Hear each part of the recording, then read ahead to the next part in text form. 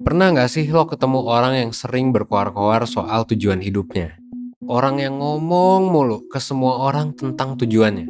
Biasanya dia akan ngomong ke temen-temennya kalau dia bakal misalnya buat channel YouTube, bakal bikin startup, bakal lulus cepet, atau berbagai tujuan lainnya yang selalu ia bicarakan dari dulu. Tapi setelah dilihat-lihat, ternyata si orang ini, mungkin orang ini adalah lo juga ya.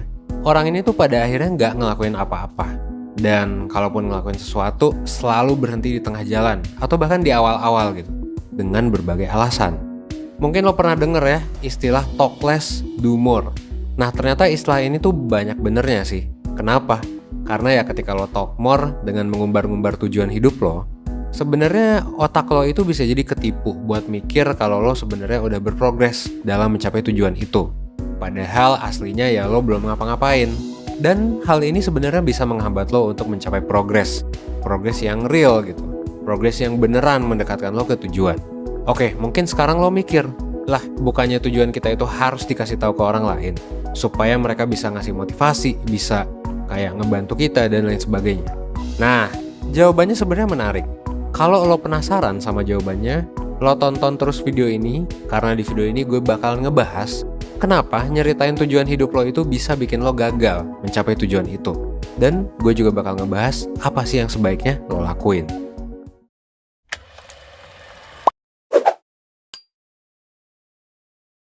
Jadi ternyata kalau kita ngelihat dari penelitian, ada nih beberapa penelitian psikologi yang sebenarnya nunjukin kalau mengumbar-ngumbar tujuan, itu justru bisa nurunin kemungkinan lo untuk berusaha mencapai tujuan itu. Nah, salah satu penelitian yang menarik ya, sempat dilakuin sama Peter Gollwitzer dan beberapa peneliti lainnya. Gimana tuh penelitiannya? Well, di penelitian yang dia lakuin, ada 163 orang yang ikut eksperimen. 163 orang ini dibagi ke dalam 4 kelompok. Di tiap kelompok, semua orang yang ikut akan diminta untuk menuliskan tujuan pribadi mereka. Nah, menariknya, setengah dari partisipan ini diminta buat mengumumkan tujuan yang udah mereka tulis ke orang-orang yang ada di dalam ruangan dengan mereka, gitu ya. Tapi setengah lainnya itu nggak diminta buat ngumumin tujuan mereka ke orang-orang. Jadi setengahnya ngumumin, setengahnya enggak. Setengahnya ngumbar-ngumbar, setengahnya enggak. Nah ternyata hasil dari seluruh eksperimen yang dilakuin itu nunjukin kalau misalnya partisipan yang mengumumkan tujuannya justru ngasih usaha yang lebih sedikit buat mencapai tujuan itu dibandingkan partisipan atau peserta yang diem-diem aja gitu, yang nggak ngumbar-ngumbar.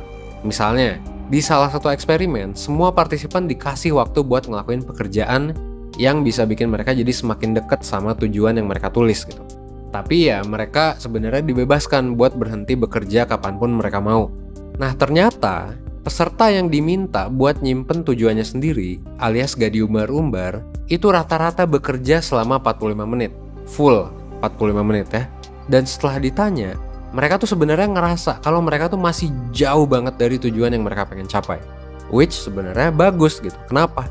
Karena ini berarti nandain bahwa mereka akan terus berusaha dan mereka nggak mudah puas gitu dengan usaha mereka. Menariknya, kelompok peserta yang diminta untuk mengumbar tujuannya, untuk ngumumin tujuannya ke orang-orang, rata-rata cuman bekerja selama 33 menit.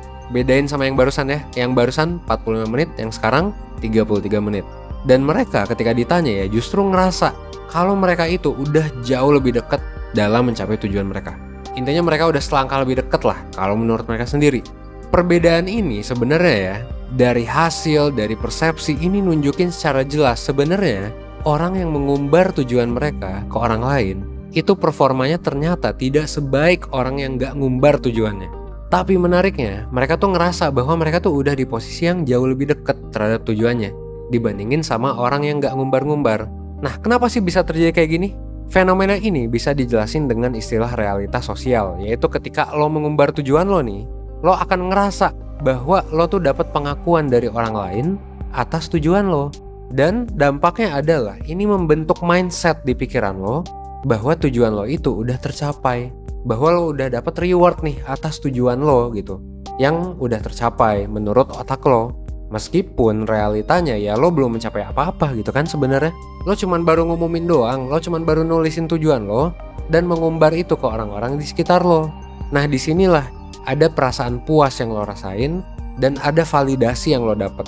Sampai akhirnya lo jadi lebih santai dan lo mengabaikan apa yang seharusnya lo kerjain buat mencapai tujuan itu. Artinya, cerita-cerita ke orang lain soal tujuan itu bisa jadi bumerang gitu buat kita.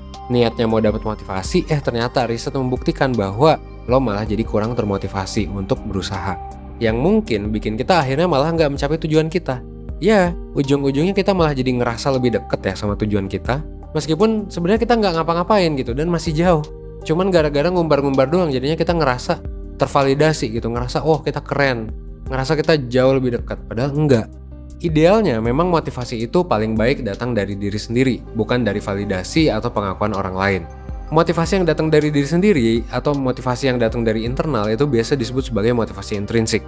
Nah, motivasi intrinsik ini, motivasi internal ya, sebenarnya bisa ngedorong lo supaya lo jauh lebih gigih dalam berusaha ngedapetin apa yang lo pengen dibandingkan motivasi ekstrinsik yang bisa jadi bahkan mengurangi motivasi lo.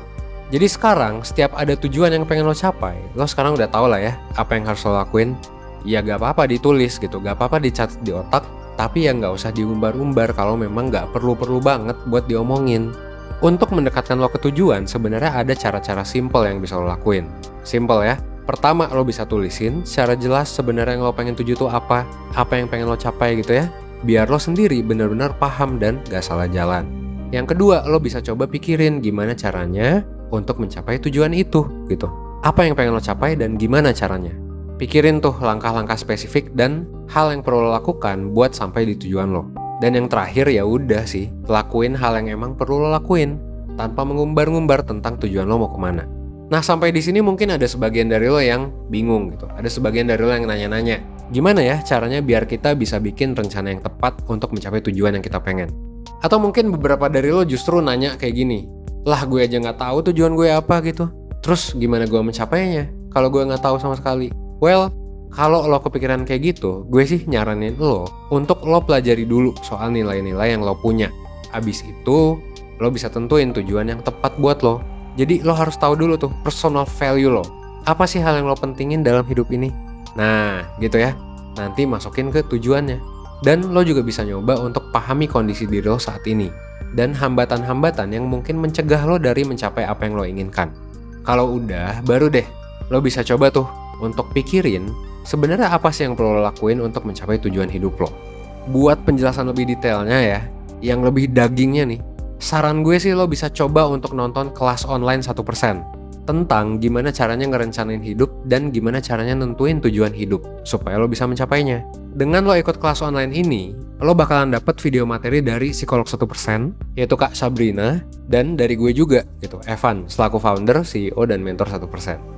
Kalau menurut lo video 1% di YouTube udah bagus dan ngebantu lo, well, kelas online ini bakalan ngebantu lo jauh lebih besar. Percaya sama gue ya. Karena kenapa? Karena materinya komprehensif, lo juga bakalan dibantu buat belajar lebih dalam ya tentang gimana caranya kenal sama diri sendiri, gimana cara nentuin tujuan hidup, sampai cara buat ngelakuin perencanaan hidup yang baik dan terarah. Di awal kelas online juga biasanya bakalan ada psikotes supaya lo bisa tahu kondisi perencanaan hidup lo saat ini kayak gimana. Dan di kelas online ini juga bakalan ada tugas ya, berupa worksheet yang bisa lo download supaya ngebantu lo dalam nentuin arah hidup lo ke depannya dan nyelesain masalah yang lo bingung tentang tujuan hidup. Nah, kalau lo pengen tahu lebih lanjut ya, lo bisa cek 1%.net atau lo bisa klik link di description box yang udah gue taruh ya. Oke, sekian dari gue. Semoga video ini bermanfaat dan semoga video ini bisa ngebuat lo berkembang menjadi lebih baik, seenggaknya 1% setiap harinya. Gue Evan dari 1%, gue tunggu lo di kelas online 1%. Oke? Thanks.